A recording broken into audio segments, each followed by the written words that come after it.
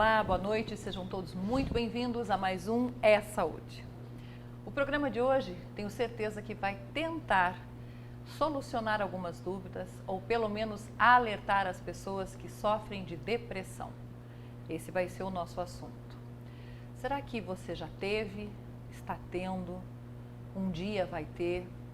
Para esclarecer um pouquinho mais sobre essa doença, se é que assim posso chamar, hoje o nosso bate-papo vai ser primeiro com o psicólogo Edgar Humphrey.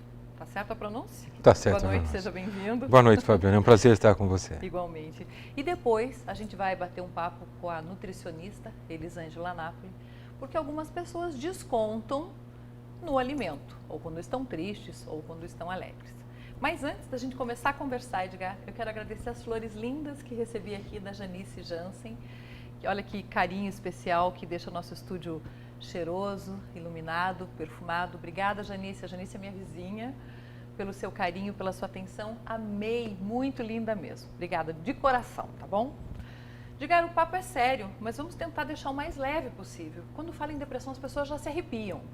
É uma doença, depressão? Depressão é uma doença muito séria, Fabiana. Na realidade, as pessoas fazem muito bem em se arrepiar quando se fala em depressão. A depressão vai matar este ano, entre janeiro e dezembro, mais ou menos 800 mil pessoas em todo o mundo. Só as pessoas que se suicidam. Meu Deus, que horror. É um caso severo, é um caso importante e é uma doença negligenciada. Pior do que isso, em muitos casos é uma doença que não é reconhecida e por isso mesmo não é tratada. Eu acredito que algumas das estimativas colocam entre 5% e 20% da população vai ter, em algum momento da sua vida, um episódio de depressão profunda. Tá. A gente escuta muitas vezes as pessoas falarem assim, depressão não tem cura. Isso é verdade? Não, não é verdade. Tem cura? Tem cura. Tá. Antes da cura, tem tratamento? Tem tratamento. Tá. Vamos por partes. Como que eu sei ou quais são os sintomas de uma pessoa que está com depressão? Primeiro vamos entender o que é a depressão. Tá. Todo mundo enfrenta no dia a dia problemas, dilemas, contratempos, ser mal compreendido, um amor não correspondido, perde o emprego, tem uma angústia, tem uma dor e se sente mal com isso. Tá. E, no entanto, apesar de todos esses problemas que a gente enfrenta no dia a dia, ainda existem formas de encontrar prazer. Algumas pessoas encontram prazer jogando futebol, outras encontram prazer fazendo sexo, comendo, fazendo qualquer tipo de atividade esportiva, assistindo um filme, assistindo novela, indo ao cinema, lendo um livro. A depressão é, digamos assim, uma das suas mais marcantes características é a incapacidade de a pessoa sentir prazer. Em qualquer coisa? Sentir prazer, especialmente naquelas atividades que antes eram prazerosas. Tá. Uma pessoa que gostava muito de ver o pôr do sol ou cuidar do jardim. De repente não vê mais o menor sentido ou prazer em cuidar do jardim, ou ver o pôr do sol, ou assistir algum dos seus programas favoritos. Perde a capacidade de sentir prazer. Entendi. E muitas vezes se usa erroneamente a expressão depressão. Ai, estou deprimido hoje. Nossa, fulana está deprimida. Tá, é diferente tristeza muito de diferente, depressão. muito diferente. Por exemplo, uma pessoa que tem uma perda grave na família. Né? O falecimento de um cônjuge, falecimento de um pai, falecimento de um filho, de um irmão. Isso provoca uma tristeza profunda. Tristeza profunda mesmo e muitas vezes que se estende por um bom tempo. Mas isso é tristeza, não é depressão. A depressão traz junto consigo uma série de condições que leva a pessoa a um estado muito, mas muito perigoso. E é um risco que é muito ainda ignorado. Tá. Porque nós nos preocupamos, por exemplo, com o diabetes, certo? O diabetes mata muito menos do que a depressão. E o diabetes, assim como a depressão, é um fenômeno químico. A depressão nada mais é que um desequilíbrio químico que ocorre no cérebro. Eu ia te perguntar isso, se depressão é química ou é emocional? É química. Porque muitas pessoas, você como psicólogo já deve ter escutado isso, ou mesmo nós em casa, comentamos às vezes ou ouvimos assim, ah, depressão é doença de quem não tem o que fazer. Frescura. Vai carpir um lote, bater um tanque de roupa que passa. Não tem isso? Tem muito disso. Mas... Isso se chama desinformação. Certo. Olha, a pessoa não tem vontade de fazer nada. Sai dessa cama. Acorde para a vida, venha ver que lindo isso. Olha, o céu está lá fora. Veja, você consegue, você é forte. Não. Mesmo que a pessoa tenha força, e ela tem força, ela está passando por um processo patológico. É uma doença. Não depende da vontade dela superar essa doença. Depende do restabelecimento do equilíbrio químico do cérebro. Entendi. E isso não se consegue passando a mão na cabeça. Infelizmente, não se consegue conversando, não se consegue estimulando a pessoa a se abrir. Né? Vem aqui, se abra comigo, conversa, abra o seu coração, diga o que você está dizendo. Não é por isso, não é por esse caminho. Entendi. É preciso sim uma intervenção médica, é preciso sim um trabalho rápido, é preciso uma intervenção para que essa doença seja debelada, seja tratada e seja vencida. Tá. Olha, a gente está conversando aqui hoje no É Saúde sobre depressão. Assim como o psicólogo Edgar falou, é uma doença muito séria que pode matar inúmeras pessoas. E eu esqueci no começo do programa falar que você pode participar conosco através de SMS. Envia sua pergunta para 42 9916 8456. Na medida do possível, eu vou passando as perguntas ao Edgar e a gente vai te respondendo. Para que você possa digitar e enviar para a gente, vamos ver os recados aqui dos nossos parceiros da ETV e a gente já volta. É 2 minutinhos, tá bom?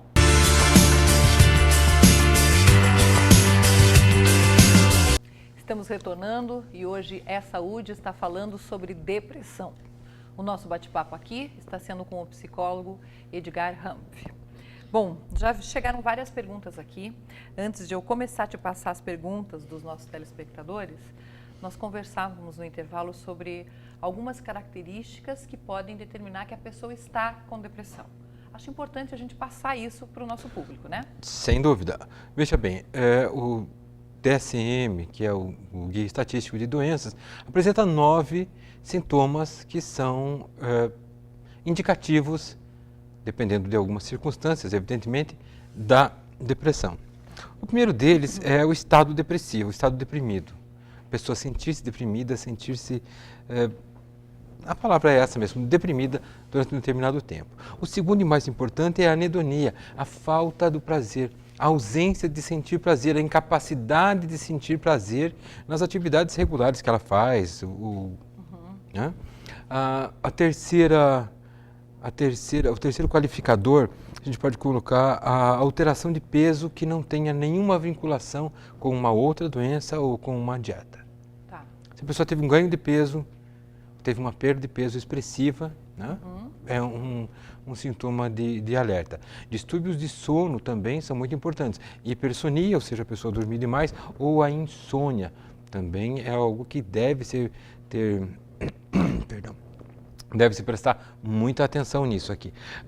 Problemas psicomotores, a agitação em demasia ou a apatia. Uma pessoa que normalmente é... Muito elétrica ou... uma pessoa que normalmente é muito elétrica. Vamos dizer a Fabiana. Tá. Se a Fabiana começa a passar muito tempo apática, sentada, quieta num canto, olhando para a parede. É sinal que não está bem. É sinal que alguma coisa não está funcionando direito.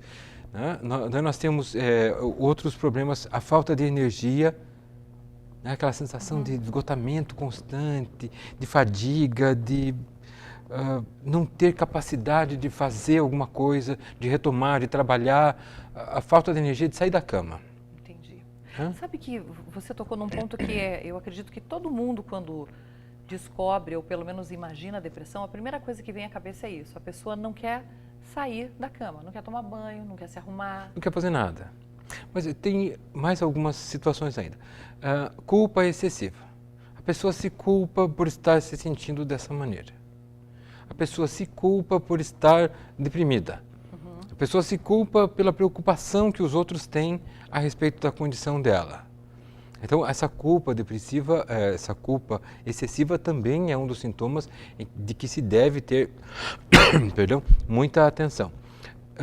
Outra, dificuldade de se concentrar. se há dificuldade de se concentrar em tarefas que são normais, né? Algo que seria simples. Começa a ter muita dificuldade. E por último, e muito importante, ideação suicida. A pessoa pensar diversas vezes, reiteradas vezes, em suicídio ou em morte. Então, eu dei 9 situações. Se dessas 9, sempre sob escrutínio médico, por favor, Certo. houver 5 que perdurem por 2 semanas ou mais, num intervalo de 1 mês, por exemplo, há sim a necessidade de pedir ajuda médica urgente. Tem que prestar atenção. Tem que prestar atenção. Então, se o pai, o irmão, o cônjuge está vendo que o seu parceiro, que o seu filho, que sua mãe está com uma atitude diferente, que está com um comportamento diferenciado, que apresenta algumas dessas características, procure um psiquiatra, rapidamente. Urgente, né? Bom, vamos lá. O primeiro telespectador é o Rafael de Tibagi. Um beijo enorme para a cidade de Tibagi. Um beijo para a tia Conceição, para a Gilmara, que eu estive lá essa semana, falando que não perdem o nosso programa. Está todo mundo ligadinho na ETV. Obrigado pela audiência. Ele fala que sente vontade de chorar o tempo todo, mas continua com a velha chave. Homem não chora. Chora sim, Rafael. Veja bem, essa vontade de chorar pode ser uma característica? Pode ser uma característica de várias condições patológicas ou psicopatológicas, ou pode não ser uma patologia, pode ser simplesmente uma angústia muito forte que ele está sentindo. Eu não posso fazer... É super difícil, fazer né? uma avaliação disso, e seria até antiético, né, estabelecer Claro. qualquer tipo de opinião a respeito disso. Mas uma só dessas características que eu apontei não significa necessariamente que é um quadro depressivo. Certo. A Denise fala que desde que foi mãe, perdeu o interesse em se arrumar, em sair, em viajar. Algumas pessoas já diagnosticaram como depressão pós-parto, mas nunca tratei. Corro algum risco? Se for depressão, corre. A depressão pós-parto, normalmente, ela acaba se tornando menos pesada com o passar do tempo. Teria que ver o tempo que faz desde também, o parto. Né? É um período. Muitas vezes exige suporte médico. Tá. Pergunta para o doutor se é verdade que... Essa pergunta é ótima. Quem faz é a Flaiane.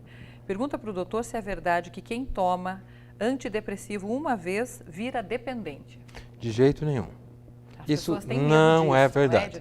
Tem medo disso. As pessoas estão centradas muitas vezes, o vulgo está centrado muitas vezes, a noção comum, o senso comum está centrado numa condição muito antiga. Se eu tomar remédio para dormir, se eu tomar um ansiolítico hoje, eu vou ficar a vida inteira dependendo desse remédio. Eu não quero ficar viciado nesse remédio. Não é assim. Absolutamente não é assim. Da mesma forma como o tratamento medicamentoso tem um início, ele tem também o seu fim. E por isso, aliás, é por isso que eu estou aqui, o tratamento pode e deve ser coadjuvado, o tratamento médico feito por um psiquiatra deve ser coadjuvado por um psicólogo. Entendi. Tá? É junto, é um tratamento em conjunto. conjunto. É um tratamento junto. Tá. A falta de atividade física pode levar a uma depressão? As causas da depressão podem ser genéticas, elas podem... A causa da depressão é uma questão que ainda divide bastante as opiniões. Ela pode ser genética, ela pode ser um desequilíbrio químico simplesmente automático, autônomo, ela pode ter uma função, ela pode ser uma resposta ao estresse, por exemplo, né? Ela pode ser uma resposta às condições físicas, a falta de homeostase, a falta de equilíbrio do corpo pode ocasionar esse desequilíbrio hormonal, esse desequilíbrio de neurotransmissores e provocar depressão. Só a falta de exercício não explicaria, mas a falta de exercício explica muitas outras doenças. Mas muitas pessoas falam, Edgar, que quando você está em tratamento para depressão ou um tratamento para uma angústia, algo assim, uma atividade física ajuda. Com certeza ajuda. Com certeza ajuda. Então. A atividade física ajuda quase todos os casos. Tá. E aí de quase vale todas as patologias. Vale uma boa caminhada com o cachorro, não precisa ser uma atividade intensa. Não, vale uma boa caminhada, inclusive sem o cachorro. Vale uma caminhada verdade. Em volta da quadra de casa, vale trocar o elevador pela escada, vale fazer algum exercício. O movimento é sempre positivo. Tá. O Milton parabeniza pelo tema do programa e nós aqui em casa já sentimos na pele. Perdemos um filho há 2 anos atrás por depressão. Nossa, que triste, seu Milton, né? E é o verdadeiro motivo desse programa, sim, é alertar as pessoas para que prestem atenção nos seus entes queridos, no seu cônjuge, nos seus filhos, se algo está fora do normal, ou como o psicólogo Edgar falou aqui, muitos desses sintomas que ele citou permanecem por mais de 2 semanas, é isso? Tem que procurar ajuda médica, sim. Eu só queria deixar claro, vejam esse exemplo, o recomendável é que se procure imediatamente um psiquiatra que pode fazer o diagnóstico correto e pode imediatamente prescrever a medicação necessária. Não tem psiquiatra acessível, não tem psiquiatra com agenda próxima, Livre. procura um clínico geral. Procura o médico da família, procura o médico do postinho, procura o médico na unidade de pronto atendimento, procura um médico. Se tem essa suspeita, procura um médico. Se a suspeita é leve, procura um psicólogo, ele pode te ajudar, ele pode indicar. E pode estabelecer já um primeiro diagnóstico e dizer se é ou não o caso de fazer esse encaminhamento para um psiquiatra. Certo. A Márcia da Palmeirinha manda um beijo para toda a equipe da ETV. Obrigada, Márcia, para você também. Estou assistindo o programa com o meu marido e acabei de escutar. Depressão é coisa de quem não tem o que fazer. Que feio, seu marido falou isso? Tá vendo, Edgar? Exatamente. Eu acho que um dos grandes problemas que nós enfrentamos é justamente a desinformação e a falta de informação. A depressão não é frescura, a depressão não é preguiça, a depressão não é tristeza, a depressão é uma doença e ela pode matar.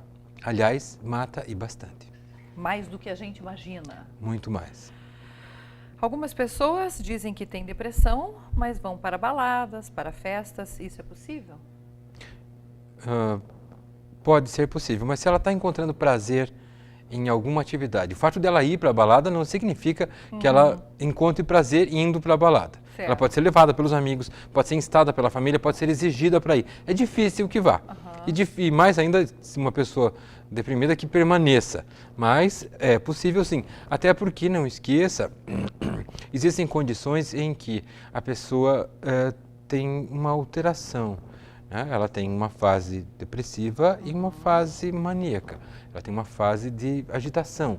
Então, ela não está sempre só na condição de passividade, de querer cama. Às vezes ela está numa fase maníaca, está numa fase de sair, de gastar bastante, de desenvolver atividades diferenciadas do que ela faz. Dentro do mesmo período que ela está com essa depressão, ela pode ter Dentro do mesmo período, sim, ela pode ter essas oscilações. De fato, ela pode. E o que acontece, o risco maior é que as crises mais agudas, os momentos mais perigosos, vamos colocar as palavras assim, o risco de suicídio é muito maior na fase maníaca do que na fase depressiva. Meu Deus, gente, olha, o assunto hoje é depressão. Eu estou conversando aqui com o psicólogo Edgar Hanff. Você pode enviar a sua pergunta por SMS para 42 9916 8456, tá bom? Eu me chamo Cindianara, olha, nome de uma dentista, amiga e parceira nossa. Hoje estou separada e a minha separação aconteceu por causa da minha depressão. Meu marido nunca aceitou. Veja bem, a depressão efetivamente é séria, não só pelo risco de morte, que é elevado, mas também porque ela acaba destruindo relações sociais, destruindo relacionamentos, prejudicando severamente o desempenho escolar e o desempenho no trabalho. Então, é uma doença muito grave e tem que ser atendida. Ela afeta todos os aspectos da vida da pessoa e, por isso, exige tratamento rápido e efetivo. Tá. Nós comentamos aqui que é importante que a pessoa incentive e leve essa pessoa que está passando ou está sofrendo de depressão ao Só o médico. incentivar muitas vezes não é suficiente. Tá, e isso que eu ia te perguntar, mas como é que faz para a pessoa que não aceita isso? Porque a pessoa que está com depressão já está com essa apatia toda, não quer sair da cama, etc. Muitas vezes ela acha que inclusive não merece o tratamento.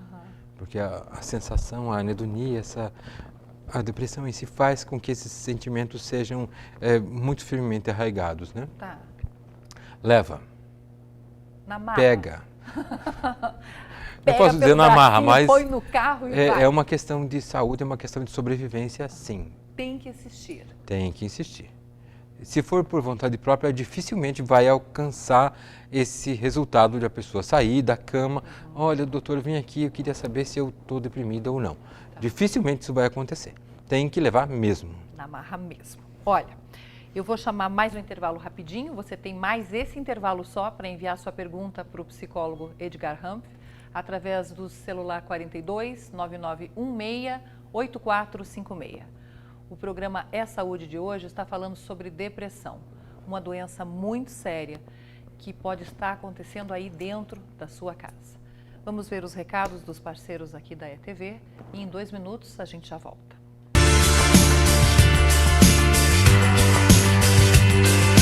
Estamos retornando, o nosso bate-papo hoje sobre depressão está acontecendo aqui nos estúdios da ETV, ao vivo, terça-feira, com o psicólogo Edgar Humph.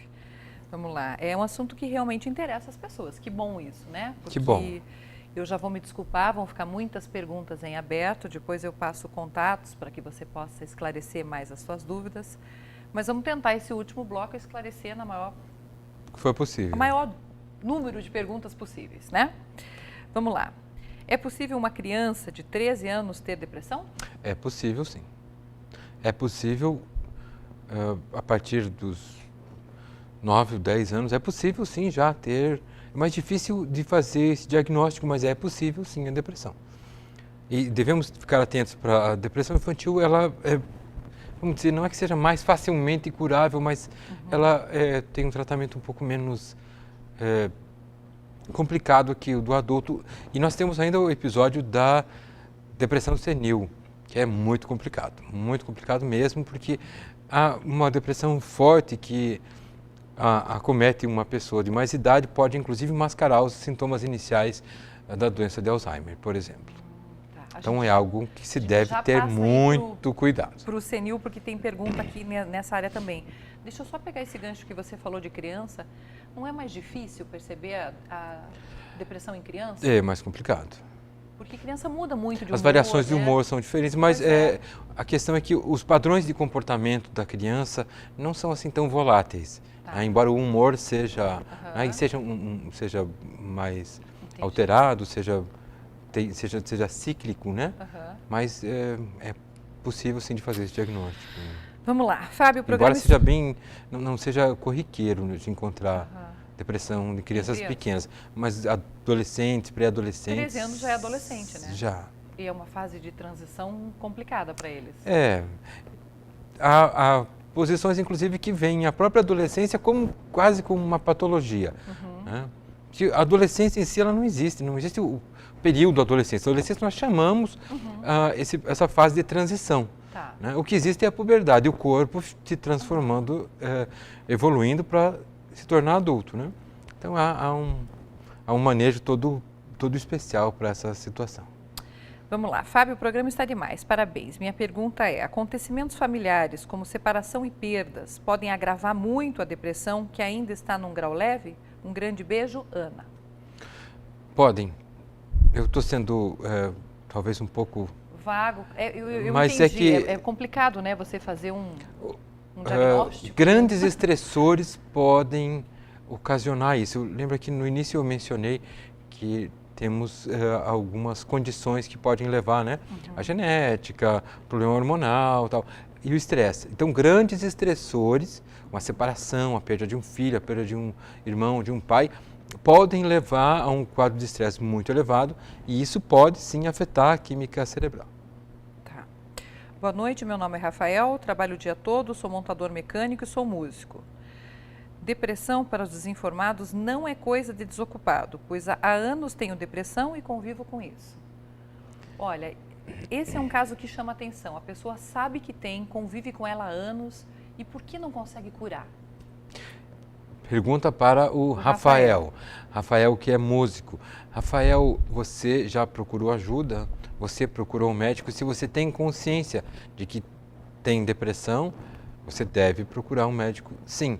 Porque não é só o risco do suicídio, mas a depressão acaba afetando outros aspectos da vida. Ela pode afetar o desempenho sexual, por exemplo, ela pode afetar severamente o desempenho motor, e aí o músico, o montador profissional pode ter problemas a curto prazo. Talvez o próprio tratamento seu não esteja adequado, né, Rafael? Fica alerta aí para você. Doutor Edgar, a pessoa bipolar é também portadora de depressão? Não necessariamente, não necessariamente. O transtorno bipolar é uma psicopatologia. É diferente. É diferente. Ela pode e deve ser tratada, sim, né? Porque até para diminuir a sua própria angústia, o seu próprio sofrimento. Tá. Mas a bipolaridade não é necessariamente. É outra patologia, né? Há 12 anos atrás, tive depressão profunda e síndrome do pânico. Larguei de tomar os remédios por minha conta, mas sempre tive várias crises. Agora voltei com o tratamento. A minha dúvida, será que vou ter que tomar por muito tempo esses remédios ainda? Não posso dizer porque não conheço o seu quadro. E quem vai dizer se o tempo da medicação é certo ou não é quem a prescreve. E nunca é um psicólogo, é sempre um psiquiatra. Tá. Agora essa pergunta da Lu fica um alerta também. As pessoas começam a fazer o tratamento para depressão, começam a se sentir bem e param de tomar o remédio sozinhos. Tem que entender que a depressão não é um problema físico, ela é um problema químico, é um desequilíbrio químico no cérebro. A ingestão do medicamento correto, na dosagem correta, em determinado período, pode levar a uma normalização nesse desequilíbrio, ou seja, pode trazer de volta o equilíbrio por algum tempo. Certo. Mas se você retira o medicamento, o desequilíbrio volta, ou seja, não há uma solução. É preciso que haja um trabalho mais cuidadoso e abandonar a medicação por conta própria não é absolutamente recomendável sob qualquer aspecto, especialmente do bom senso. Não falo nesse caso como psicólogo porque, como eu falei, nós não prescrevemos, não retiramos, não tratamos de medicação. Certo. Mas isso tem, a gente sabe. A pessoa começa a tomar, começa a estar melhor, está bem, eu não vou mais tomar essas porcarias. É bem assim que a gente escuta. Infelizmente isso acontece não só com depressão, mas com tudo, né? Vários outros medicamentos, né? Tá. Última pergunta aqui, vamos lá. Olha, essa a gente já respondeu. Você pode, por favor, pedir para o doutor repetir os sintomas? É válida, vale a pena. Claro, vamos lá. Então, o primeiro deles é o estado deprimido. A pessoa se sente deprimida, se sente triste, a maior parte do tempo, quase todos os dias. É fácil de identificar. O segundo é a incapacidade de sentir prazer nas atividades que antes eram prazerosas, que antes eram corriqueiras. Por exemplo, o caso do músico, pessoa que gosta de viajar, acaba não encontrando mais prazer nessas suas atividades. Alteração de peso, ou ganho ou perda de peso imotivado, ou seja, sem nenhuma dieta, sem nenhuma ingestão excessiva de calorias, é uma coisa que também é bastante singular. Distúrbio de sono, hipersonia, excesso de sono ou falta de sono também é algo que deve ser prestado muita atenção. Problemas psicomotores, como eu mencionei há pouco, ou agitação ou apatia. Certo. Né? Nós temos em seguida falta de energia, a pessoa se sente cansada, se sente exausta, sem disposição, capacidade ou condição de ir além. Culpa excessiva. A pessoa se culpa pela doença, se culpa pela preocupação alheia. Nós temos a dificuldade de concentração, né, em atividades corriqueiras, em atividades normais, e a ideação suicida, os pensamentos recorrentes sobre suicídio ou morte. Tá. Lembrando sempre, são 9 sintomas. Para que se configure um quadro de depressão, é preciso que 5 deles estejam permanentes durante um determinado período, no mínimo 2 semanas, num intervalo de 4, por exemplo. Certo. Né? Mas esse diagnóstico não se pode fazer, evidentemente, por aqui. Assim, não pode generalizar. De jeito nenhum. Né? Tá. Então, se tem alguma suspeita sobre si ou sobre alguém da família, procura um médico. Tá. para a gente terminar esse bate-papo, eu acho muito importante que você fale um pouquinho sobre essas pessoas que já passaram da melhor-idade, da maioridade, e que sentem-se sozinhas, solitárias e com isso acabam tendo depressão. Porque o idoso normalmente fica mais quieto, fica mais no canto dele. Como é que a pessoa de casa vai poder perceber, vai poder observar e notar que o idoso está tendo depressão? Veja bem, nenhuma pessoa, independente da idade que tenha, deve ser condenada ao silêncio e ao abandono. Se tem um idoso próximo de você que está em permanente silêncio, em permanente estado de alheamento, que ela não interage, que não reage aos estímulos externos, que se mantém silente, se mantém calado, se mantém distante, já é um quadro que deve ser atendido. Porque há uma grande possibilidade de ter aí um quadro depressivo, sim. Porque com a pessoa, o avançar da idade, as atividades motoras são naturalmente reduzidas. Claro. As exigências de concentração já são naturalmente menores. Os lapsos de memória, que poderiam ser alguns indicativos, já são tidos como mais corriqueiros. Tá. E os pensamentos sobre morte e a falta que tem, por exemplo, do cônjuge falecido, são coisas mais presentes na vida de uma pessoa idosa. Alterações no sono são também parte da condição. Então, é muito delicado.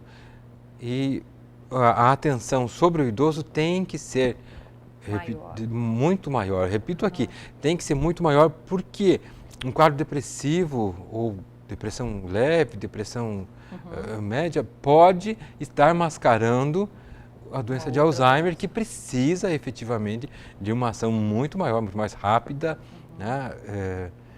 já para, inclusive, minimizar ou retardar os efeitos da sua progressão. Entendi.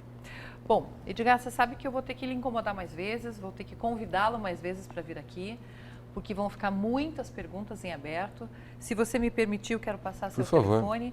Se alguém ficou com alguma dúvida, quer bater um papo, quer enviar alguma mensagem, questionar mais sobre o assunto com o Edgar, o telefone é 42 9101 1909. 42 9101 1909.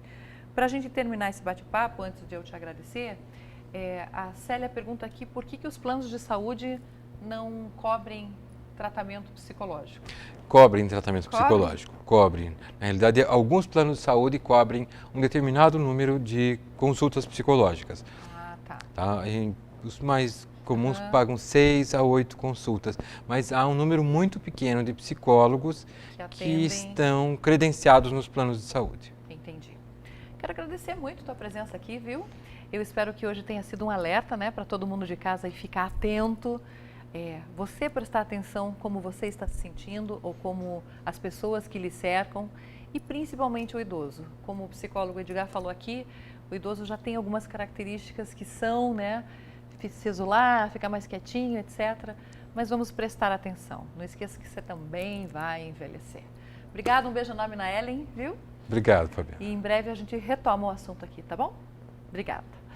Olha, a gente falou um pouco sobre depressão aqui com o psicólogo Edgar Hanff. Eu vou para mais um intervalo e no próximo bloco eu recebo a nutricionista Elisângela Napoli, porque muitas pessoas descontam tudo na alimentação. Muitas vezes nem é a depressão, mas estão eufóricas, comem demais, estão muito tristes, comem de menos, enfim. Para falar um pouquinho sobre esses transtornos e também sobre a depressão na alimentação, se é que assim eu posso definir, no próximo bloco. Pode enviar sua pergunta, 42 9916 8456. Até já.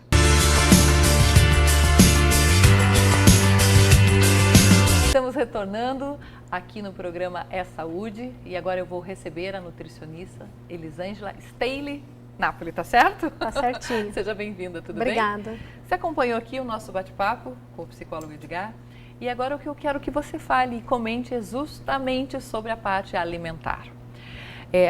O psicólogo comentou que muitas pessoas que perdem peso muito rápido ou ganham peso muito rápido pode ser um dos sintomas da depressão. Agora, o que a gente vê muito, Elisângela, é assim, as pessoas descontam, não sei se esse termo está correto, na alimentação. Por exemplo, fico muito ansiosa, quero comer muito chocolate. Isso é normal ou é um distúrbio? Como é que é?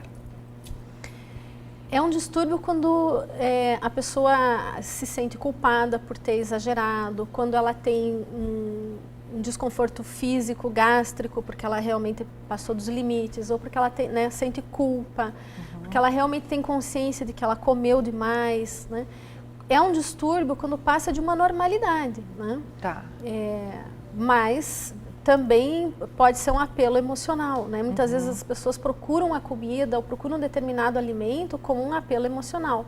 Pode ser relacionado a um sintoma depressivo também. Tá. Porque assim, comer é prazeroso, todo mundo sabe disso. Quer dizer, todo mundo não, a maioria das pessoas acha prazeroso comer. Agora, o que muitas pessoas usam é a desculpa de estou nervosa, vou comer muito. Estou tensa, vou comer muito. E assim por diante.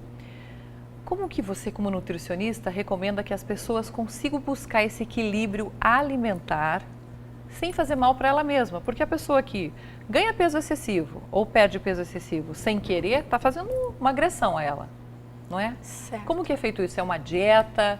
É uma consulta? Como é que se analisa isso?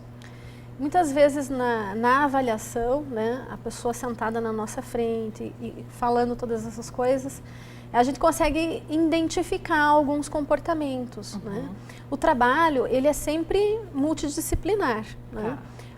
O psicólogo, ele está sempre muito aliado à nossa profissão, à nutrição, a um tratamento nutricional, porque o apelo emocional para a comida é muito grande sempre, né? Muitas pessoas usam isso e precisam disso. Até mesmo a questão da obesidade, de uma dieta de emagrecimento, de um programa de emagrecimento, ele é muito difícil. Muitas vezes ele precisa de um profissional além do nutricionista, né? Veja, o próprio distúrbio, o próprio desequilíbrio, né, que é a doença, a depressão e muitos outros transtornos de comportamento que fazem parte desse conjunto, que não é só a depressão, eles também têm um fundo nutricional, não é? Nós entendemos dentro da nutrição, né, dentro da nutrição funcional, que muitos dos nossos desequilíbrios orgânicos, né, que o desequilíbrio químico é um desequilíbrio orgânico também, é uma grande deficiência de nutrientes, né? E quando a gente fala na depressão, a gente também está falando do ponto de vista nutricional, né? Que isso é uma deficiência de nutrientes também muito grande, porque os nossos neurotransmissores, né, os nossos neurônios, toda a nossa parte cerebral, ela é muito dependente de nutrientes específicos. Então, nós também devemos saber nutrir esses neurotransmissores, né, os nossos hormônios, para que a gente não tenha a facilidade de ter esses distúrbios. Então, a alimentação está sempre muito aliada a isso tudo, né? E caminha junto com a depressão também. Tá. Sabe que isso que você falou é um alerta também, porque nessa geração da moda ser a magreza absoluta, as mulheres esquálidas serem as mais bonitas, etc, etc, muitas pessoas se privam de uma boa alimentação e acabam tendo várias patologias diferentes, incluindo depressão, pela falta da boa alimentação. Exatamente, porque magreza não é sinônimo de saúde, não é? Como o inverso também não. E muitas vezes a pessoa se priva de alimentos que ela sente prazer, né? Para a busca de um objetivo, e isso pode acabar, né, sendo um dos sintomas de depressão. E não é o correto, né? Na verdade, a gente tem que buscar o equilíbrio em tudo, não é? A famosa moderação em tudo, né? A moderação, o equilíbrio, né? Eu posso comer um pouquinho de tudo, mas eu tenho que priorizar aquilo que realmente é saudável para mim. Entendi. Enquanto eu entrevistava o psicólogo aqui, você viu que algumas pessoas perguntaram sobre a depressão na gravidez, a depressão nas crianças, e você faz esse trabalho diferenciado, né? Eu acompanho a Elisângela há algum tempo e eu vejo que você ensina, não sei se está certo falar ensina, você me corrija aqui, pode corrigir no ar que não tem problema não. Por exemplo, como que a grávida, a gestante deve se alimentar para ter uma boa nutrição para ela e para o bebê, como que as mães devem alimentar bem os filhos. Porque na correria do dia a dia hoje, e todo mundo usa essa desculpa sim, a gente acaba alimentando mal os filhos e a nós mesmos. Exatamente. E isso pode refletir em doenças e patologias depois. Isso. Não é? Isso mesmo. E como é que é isso? Como é que é separar o que criança pode comer, o que gestante pode comer? Numa casa que tem várias pessoas de idades diferentes, de faixa etárias diferentes, como é que é feito isso? Então, veja, primeiro o que a gente tem que entender? Que essa desculpa da correria do dia a dia, que isso se tornou assim uma frase muito, né? Eu mesma já usei, todo mundo usa, né? Verdade. Né? É uma correria. Nessa correria do dia a dia, a gente substitui alimentos importantes e refeições importantes por lanches, por pizzas, por salgados assados. Não que eu seja contra eles, mas enfim, a gente substitui, né? Certo. Antigamente, pela praticidade. Pela praticidade. Certo. Antigamente, né, na nossa infância, na sua, na minha infância, não está tão distante assim, né? Na nossa infância, como que era? Nós tínhamos que sentar à mesa e comer toda a comida do prato. Verdade. Eu creio que na maioria das famílias é assim, né? Era assim. Era. E você tinha que comer aquilo que era servido à mesa. Tinha que comer um pouquinho de cada coisa, né? Não, você tem que comer o legume, você tem que comer as verduras, tem que comer o arroz e o feijão, né? Era assim a nossa educação, era diferente. Hoje em dia a gente vê isso diminuindo muito, cada vez mais, né? Então, eu tenho um trabalho voltado para as gestantes e para as crianças, mas o que a gente ensina, digamos assim, porque eu também estou num constante aprendizado, né? Mas o que a gente está colocando para as mães, para as futuras mamães, resgatar, trazer de volta essa alimentação natural. Entendi. Simples, né? Não tem nada de milagroso, nada que precise de um chefe de cozinha, cozinhando todos os dias. Nada que é importante falar também. É resgatar o arroz e o feijão, é resgatar a mandioca, né? Os legumes, é trazer isso de volta à mesa, né? E o consumo excessivo dos produtos industrializados, que se tornou hoje, que é muito excessivo, não é? Que é muitas vezes no dia ou todos os dias, isso causa muitos desequilíbrios, né? A ausência de nutrientes nos produtos industrializados ou numa refeição pobre nutricionalmente é um gatilho desencadeador para desenvolvimento de depressão. Por que não, não é? Por exemplo, se fala muito hoje sobre o glúten, né? Tá. O glúten é usado em várias questões. Mas, por exemplo, o glúten é um grande gatilho para o desenvolvimento de transtornos de comportamento, né? O glúten os corantes, os aditivos químicos, estão todos muito envolvidos hoje em patologias como a depressão, por exemplo. E tem toda uma explicação química desse processo todo. Em volta disso tudo, né? Exatamente. Bom, eu vou começar a te passar as perguntas, porque senão a gente não vai ter tempo aqui, né? Pergunta para a Elisângela se é verdade que comer chocolate melhora o humor.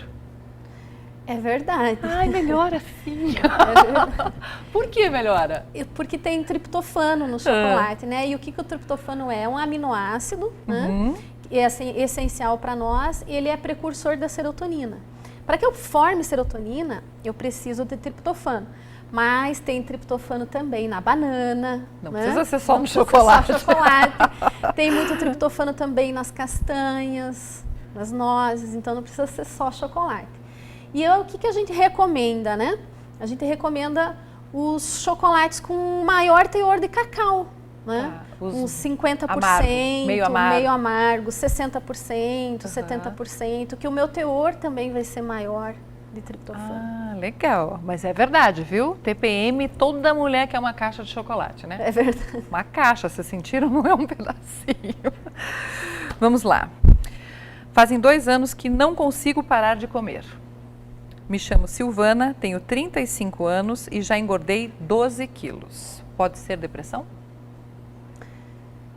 Depende, né? É necessário, como o próprio doutor Edgar falou, né? É necessário uma avaliação um trabalho multidisciplinar para se chegar a uma conclusão específica, né? Talvez ela está reconhecendo que não consegue parar de comer, já é um fato, um alerta para ela buscar uma ajuda. Exatamente, tanto de um psiquiatra, quanto de um psicólogo, quanto de uma nutricionista, né? Porque é um transtorno alimentar.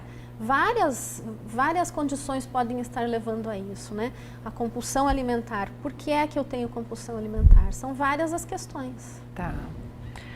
A Roberta fala, vocês estão falando de depressão? As pessoas que não comem, que não podem comer ou que não querem comer, ficam deprimidas mesmo. Não é bem assim, né, Roberta? Mas tem isso, não tem?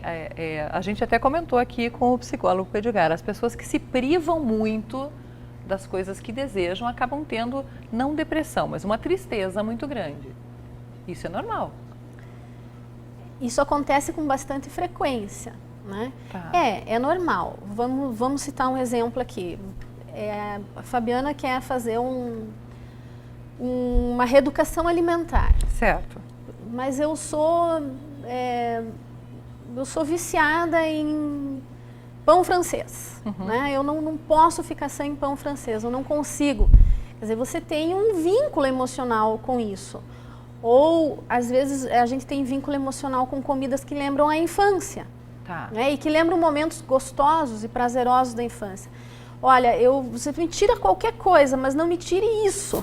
Entendi. Entende? Tem muito disso. Então, na verdade, não é o tirar, não é... né? A gente não deve transformar esse objetivo num castigo, num sacrifício, né? A gente pode trabalhar isso de uma forma que não tire os teus prazeres, certo. Mas a gente pode aprender a construir a reconhecer novos prazeres também, não é? Descobrir um paladar novo, descobrir um novo paladar, novos alimentos, também é prazeroso. Claro. Né? E como você falou, antigamente nós éramos praticamente obrigados, os filhos, a degustar, a aprender. A experimentar. Né? As crianças nem experimentam hoje e falam não gosto. Exatamente. Nem sabem o que é, né? Elas só olham e... Eca! A carinha feia já desistem do que vão comer, né? Olha, o Rodolfo está falando aqui que o filho dele trocou a boa alimentação pela bebida. Já fiz alguns tratamentos, já tomou alguma medicação, mas como ele era obeso e emagreceu, agora ele troca, no lugar de comer, somente bebe. O que isso é prejudicial? Ele pode estar trocando um vício por outro e aí ele realmente precisa de ajuda médica. Principalmente o álcool, né? Não deixa de ser, um vício, como é que chama isso, Edgar? Lícito, tá certo esse termo? Droga lícita. Uma droga lícita, por isso é liberada e aí as crianças estão aí ingerindo à torta e à direito.